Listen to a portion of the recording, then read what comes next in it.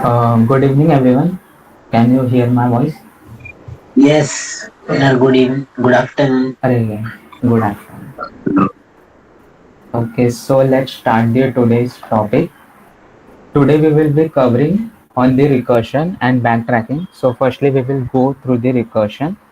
This is the table of contents.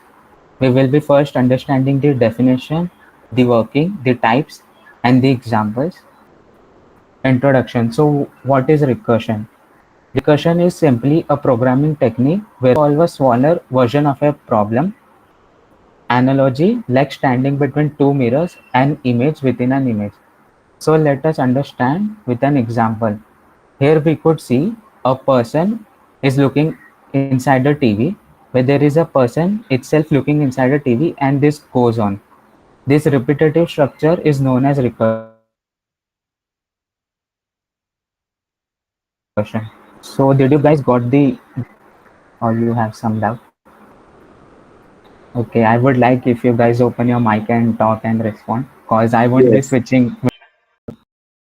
Okay, thank you. So let us understand with an example. Example like I have been asked to find the sum of this whole array. So instead of calculating it all by once, I will say give me the sum of the first four elements. I will add the fifth element and I will then simply get the sum. Did you guys understand this? Yes. Okay. Then similarly this fourth element guy will say if you give me the sum of the previous three elements, I will simply add myself and I can tell you the sum of the first four elements. So the same thing is written like here. Firstly, I don't want to add everything at once. I will ask what is the sum of the first four elements. If I know the sum of the first four elements, then I can simply add the fifth element and return the sum. This will similarly go on, and then the first element will say, give me the sum of the previous element. But since we know before one, there is no element, then the previous sum is 0, and then he can add itself and it will say okay the sum for the first ith elements, for the first one the element is the 1. So like see the sum of the first one elements, then the previous sum is 0 because before 1 there is no number, thus 0 plus 1 equal to 1, 1 is the itself. Then we will go on now to sum of the first two elements. The sum of the first elements we have calculated, which was 1. The sum of the array, the value of the current element is 2. Thus 1 plus 2 equal to 3. Similarly, the third guy will say, give me the sum of the first previous two elements. I will add it to myself and I will give you back. Thus 3 plus 3 equal to 6. This goes on till the sum of the first fifth elements and we get the sum of the array. So this is how the recursion works.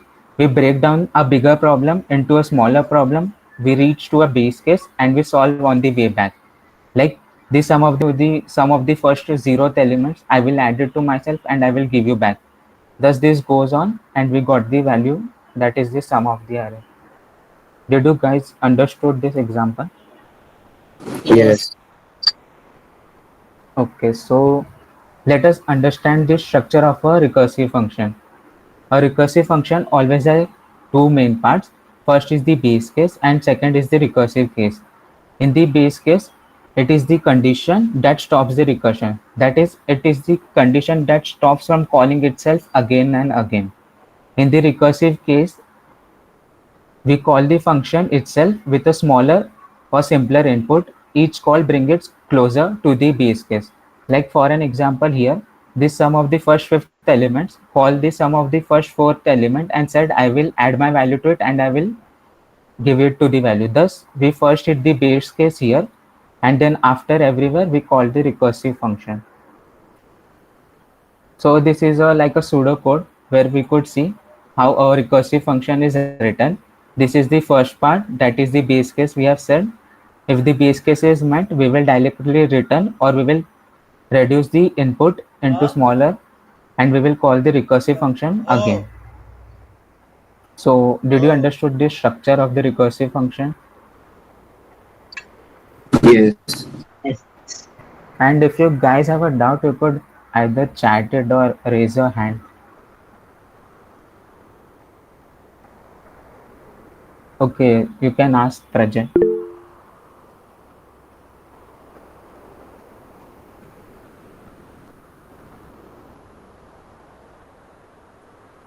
Did you wanted to ask something?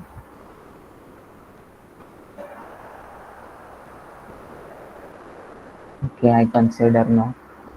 Okay, this is the flow diagram of a recursive function. Firstly, the main function will call the recursive function.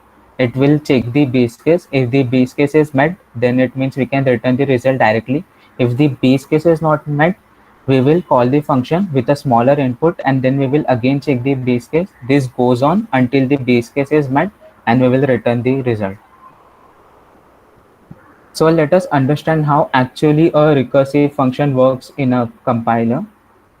Here we could see a function countdown where it's calling itself and also printing the number.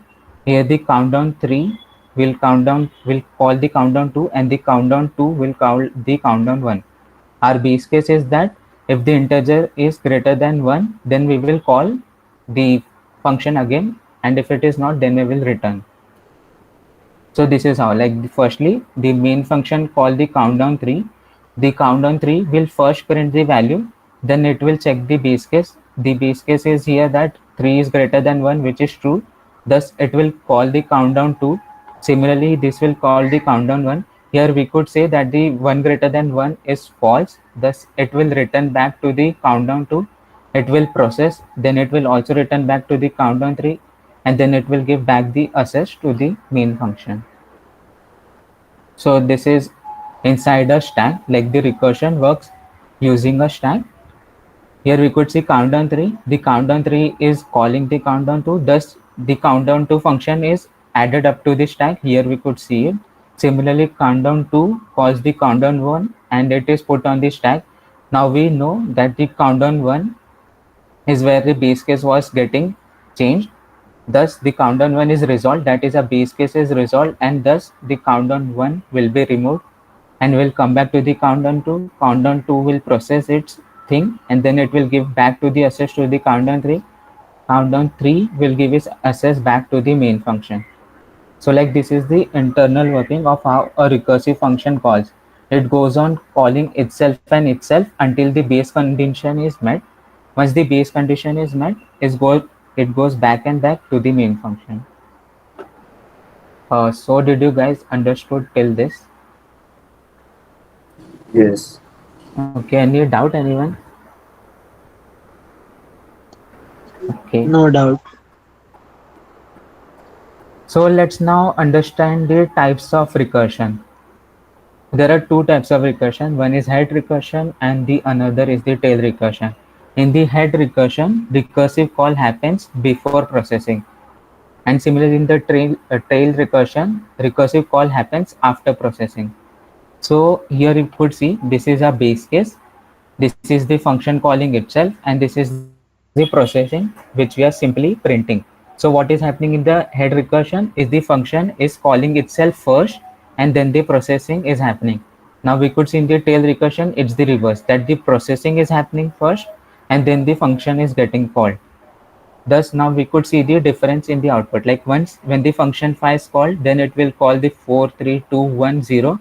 0 will is the base condition and it will return from there. Then we will print the 1. Then it will go back to 2, go back to 3, and thus we could see. Now here it will happen in reverse.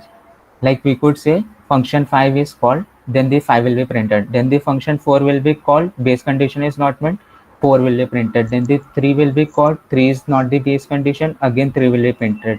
And this will go on, and we could see here we have printed the numbers in a descending fashion while we have printed here the numbers in an ascending fashion. So did you understood this? Yes. Okay. So let's now go on to the problem. The first problem, we have been asked to calculate the factorial of a given number using recursive method. So what is meant by a factorial? In which it is written as the product of all positive integers up till 1. So like for here the example 5 factorial means 5 into 4 into 3 into 2 into 1, which when we multiply we will get 120 as the answer. Similarly, for the free factorial, equal to 3 into 1 equal to 6. And for the 0 factorial equal to 1, it's by the definition. So now we have to write a recursive function for this. So how we would write? So let's switch the tab.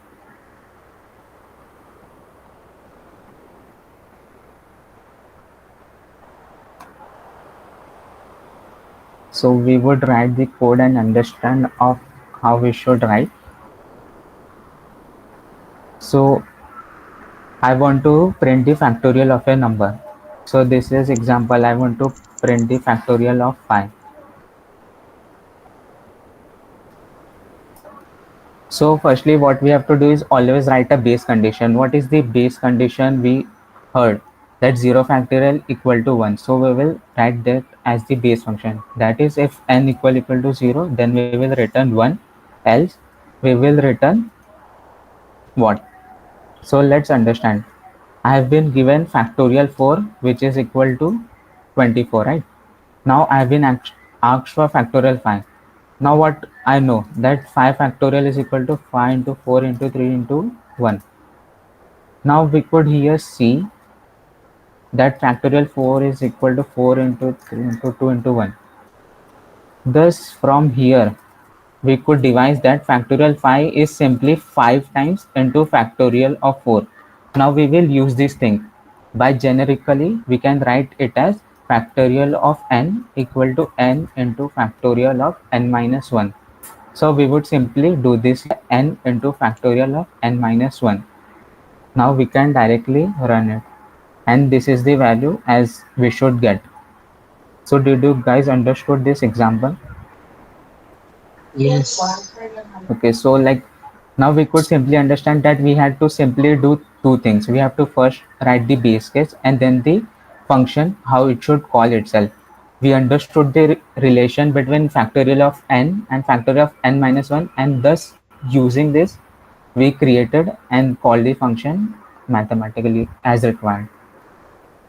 So let's now go for the this is the can you mute the mic, Soham?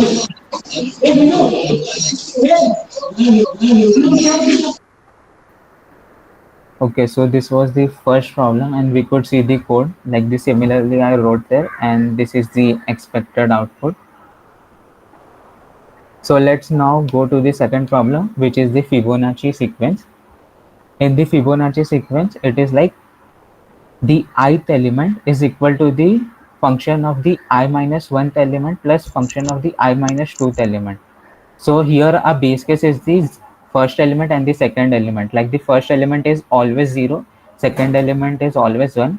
Now we could see the third element. The third element should be the sum of the one, like the previous one element and the previous second element. So 1 plus 0 equal to 1.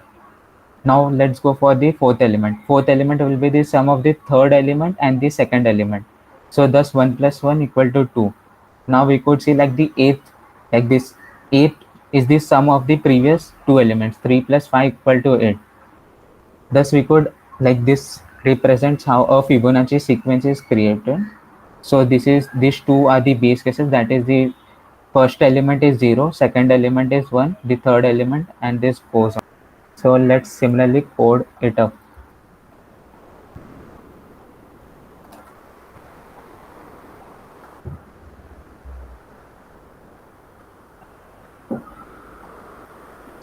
Uh, we will create base case will be for zeroth element or first element is whatever the initial condition. Yeah, First right. two elements and the rest will be just n minus 1 plus n minus 2. Yeah, you are correct. This is how we will do. Like if n is less than equal to 1, then we will simply return the n. Like when n was 0, we returned the 0. When n was the 1, we returned the 1. And now we would write the recursive case. Now what we understood mathematically, that Fibonacci of n equal to Fibonacci of n minus 1 plus Fibonacci of n minus 2. So this is how we will call a function, which will be Fibonacci of n minus 1 plus Fibonacci of n minus 2. So this should give us the correct answer, which is the eighth. Like here we could see we are getting 8. So did you guys understood this? Yes. Okay, so let's on to the next problem.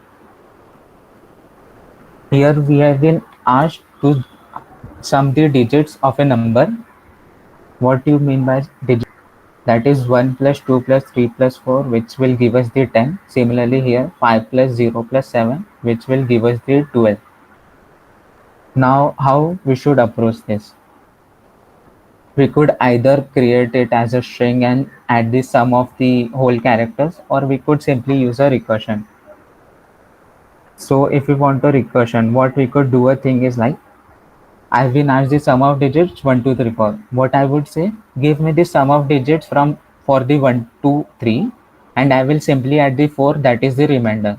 Similarly, we will ask the sum of digits of the 12 and we will add the 3 as a remainder.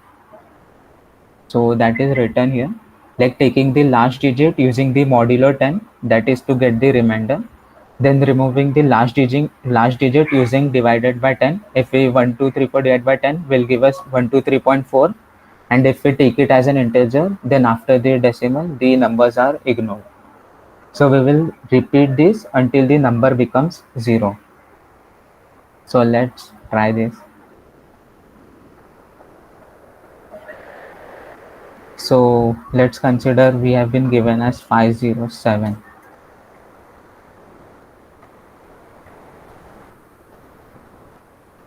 What was the base case? If the n becomes 0, then we have nothing to calculate, thus we will simply return 0. Else what I will do, I will add the remainder. To calculate the remainder, we would do the modulo with 10, and I will reduce now my input, that is dividing by 10. So let's understand here with an example. Imagine I've been asked to calculate the sum of digits 1, 2, 3, 4. Okay. So what I would do, I would say give me the sum of the 1, 2, 3, and I will simply add the 4. How did I got this 4? Doing this to modulo 10, that I will get the last digit. Similarly, I would say give me the sum of the 12 and like the sum of digits of 12, and I will simply add 3. So how did I move here from here? Like I said, I divided it by 10.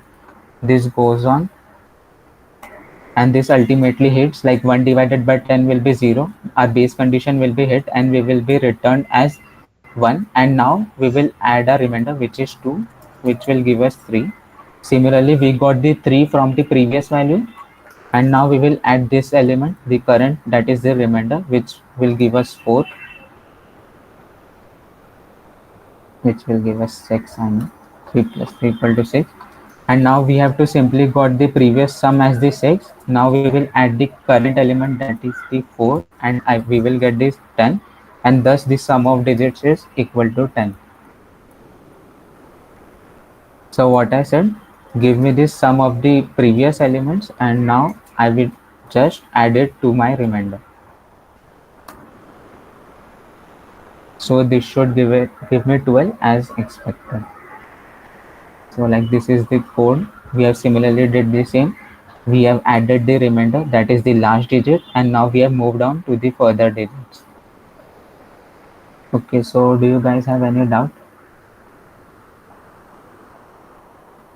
No. Is it Did you necessary? understood everyone? Yes. When doing recursion, is it like you can only use head or only tail, or are they interconvertible? You could do anything. It's like about how you want to tackle the problem. You could mix it up sometimes, and you could do anything. Okay. These are the basic methods. When you will go for the advanced, you will can do anything. You could put in the middle, you could put in the above. Okay. Thank Any other doubt?